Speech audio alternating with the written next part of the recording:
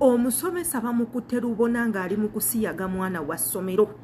Omusomesa Bamukute Lubona ng'ali mu kusiyaga omwana w'essomero ne bamukwata ne ku katambi ng'ali mu kikolwa kino kyennyini. Bannange ye tugenda kukola tutya ku nsonga eno ey'ebisiyaga? Bannange abantu abasiyaga abaana b'abantu, bannange bakolebwa ki ekisaana okuba nga kibakolebwa? Bannange ekigambo bisiyaga is a very bad act, eno act imbi tesaana kukolebwa mu Africa erife omulife abantu abakkiririza mu byobuwangwa n'ennono. Ensi bannange eragawa oba tugambe nti nno bannange enkomerero etuuse nga Bible bwe zisiiba zoogera ne Quran nti enkomerero yatuuka dda, kubanga ebintu weebiti byesisitaza, bisesemya, byewuunyisa, bireetera omuntu okuleka ng'okutte ku mutwe. Gano mawano gennyini saagala njogere nnyo ng'obukakafu mbuyina kubanga mujja kubumbuuza. Obutambi buno bwonna mbuyina we bwatandikidde paka we bukoma. Ngenda kubaterawo obutambi buno, naye omwana omuto nga toweza myaka 18 obutambi buno bwesonyiwe, obutambi buno buleke. Nkwegayiridde tobulaba, buleke. Yenze Shila Adita Eva imbeerawo waneno ku channel yange okubatuusako updates. Igwe nga toyagala kusubwa updates zentekawo wano, nkwegayiridde olina okukola ekintu kimu ku subscribinga, kubanga ekigambo subscribe nkikulekera waawo. If at all you want to join us, just subscribe, kwata ku notification bell so that buli video yonna gye tuteekayo eberenge kutukako. And of course mwenna balaba videos zange mukola ekintu kirungi nnyo. I'm really appreciative, mwebale nnyo kuntuusa waneno we muntuusiza. We still need a lot of people and a lot to come and subscribe. Mujje gwe wenna abadde ayitayita n'ogwa ku videos zange n'oziraba nawe nkwebaza nnyo. Twegatteko jangu tukole community eyafa. And of course videos was finding nga ziri interesting. Don't forget to give us a like or a thumb up, commenting with your name and the location where you are. Tujja kubanga tukutumirako in one way or the other. Katugendako mu butambi bunene bwenjogerako obundeetedde okweraliikirira okukwata ku mutwe n'okugamba nti oba bannange abantu be basanga nga basiyaga abaana b'abantu babatte. Eyo y'endowooza yange. Katugendeko mu butambi buno. Wetumusanga nga mukazi ogenda kugamba ki? Erinnya lye kubona walukuba n'erinnya lyako ery'ogwanga. Yeah, it is positive. Don't mind. We are coming. Bawe ogwanga ni? Eri hardiness. Tulinde ko. Wano yeto ogwanga. Wano yeto ogwanga. Eriye mukoda ku. Ate kusomera kusomera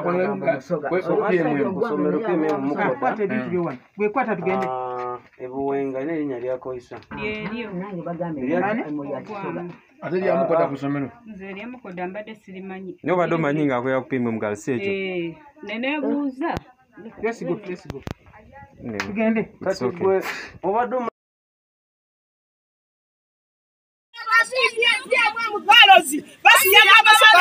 basiyaga abaana kitegeregese ensi yonna nti pyamu emugalozi basiyazi bakola mulimu bapromotinga kusiyaga abaana. Twagala baana baffe. We don't want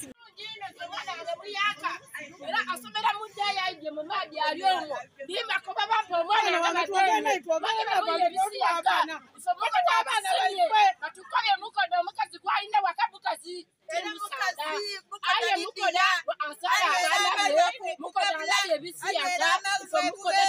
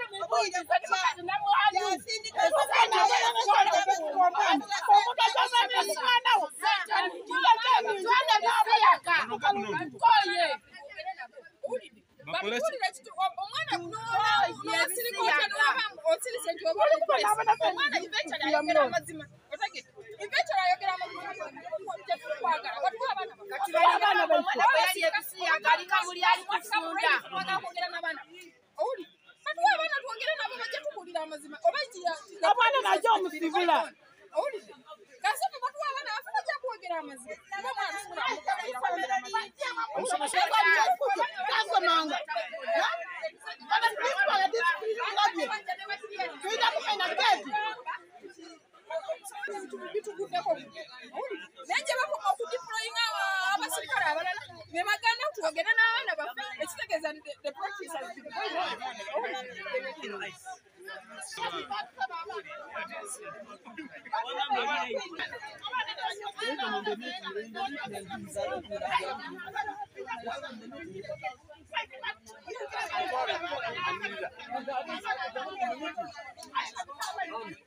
So what?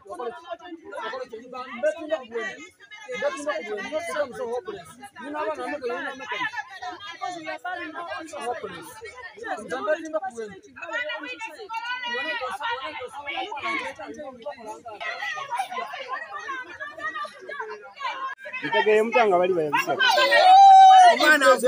Omwana yayogera nti waliyo omusomesa abeera abakola ku ebintu eby'obukyamu ng'ebyokulya ebisiyaga. Omwana wavuyeyo yayogera ku nsonga eyo nga ife abatuuze era abazaire abalina abaana n'abalina baani naibwe ni baganda baibwe baawulira okunolwa basitukiramu beida mu kifo kino badimandinga okubawa abaana baibwe nga isomero werijja mu maiso n'okutereeza ensonga daki era okuhandolinga issue eyo. Era batukogaira ku nti omusomesa oyo bamufuluinga bamuprotectinga. Omusomesa bamweta Mukoda Lidia abeera akola omuze ogw'ebisiyaga ku baana. Era abantu baniivi n'abali mu kitundu kino. Omwana tukali kutegeera ku ali mu senior 4 era n'omwana n'omundi kubamuleetawo saabadino ng'atali kwewulira bulungi awo weenaawo abasirikale batandika okozeemu awano kugati wano obaire omwana ateme wano weeno omwana muwala omwana muto ayimutegereri naye obaire ateme wano nga tali mu mbeera twenda abaana kitwenda bisiyaga eno Uganda straight nation.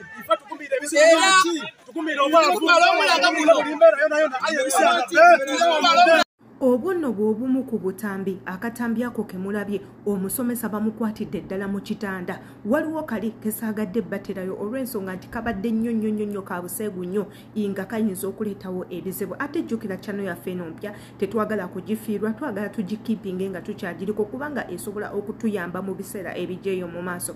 Obutambi obwo mubulabye omusomesa oyo akwatibwa Lubona ng'ali ku mwana w'abendi ali mu mwekakaatikako agamba abantu nti gwali naye musajja bagenza omukebera bannange nga mukazi munne mwana muwala asomawo ku ssomero mukazi munne. Ekintu ekijje abantu mu mbeera abantu ne batandika okugamba ye bannange kikijjo kyekigenda mu maaso ebisiyaga bino kiki ani yabireeta byayingira bitya Africa in the first place kubanga ffe Africa tumanyiddwa abantu okubeera ab'ennono abatambulira ku buwangwa abakkiririza mu by'obwakabaka tukyakiriza mu bintu bya kingdoms. Ebintu nga bino ebyebisiyaga tebiri mu mbeera zaffe, tebiri mu bintu byaffe ebya Africa. Ife tukuze tukimanyi omukyala yenna ayina kufumbirwa musajja, omusajja ayina kuwasa mukyala. Naye lwaki ebintu bikyuse nnyo kyekigenda mu maaso? Okera otya ku makya and you get attracted to a fellow woman, okera otya ku makya and you get attracted to a fellow man,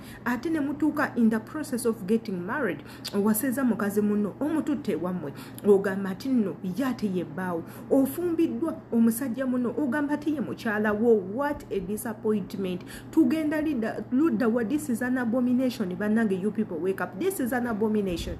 Inza nakolako obutambi nga mbanyonyola nti abantu abagenda mu bino ebintu by'okusiyaga tuba tudiringa na mental disorder, abantu abalina ekizibu ku bwongo, abantu abalaba ebintu ebitaliiwo ne babifuula okubanga weebiri, abantu abakkiriza mu bintu ebita existing, people that believe in things that do not exist.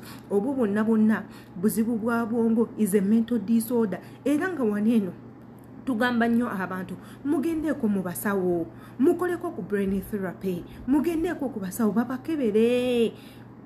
Waliwo process y'okukebera obwongo ng'oyogera n'omusawo n'ayogera naawe n'akulabisa ebintu by'obadde tulabangako n'ojjukira ebintu bye weerabira. n'akuzzamu mu mbeera zo ez'obuntu. These people really need a lot of counseling and a lot of medication check-up. Beetaaga ebintu ebigenda okubayambako okuva mu birooto bino bye balimu. Kubanga oli mwana wa wala, however much you want to transform into a man, that thing is not real. It will never happen. Your woman, you will stay a woman. Oli muwala ojja sigala ng'ogenda mu nsonga zo ez'ekikyala. You will still see your menses. Okyali mwana muwala. However much wookera ku makya n'ogamba amabeere gangajjemu. Yes, it's okay.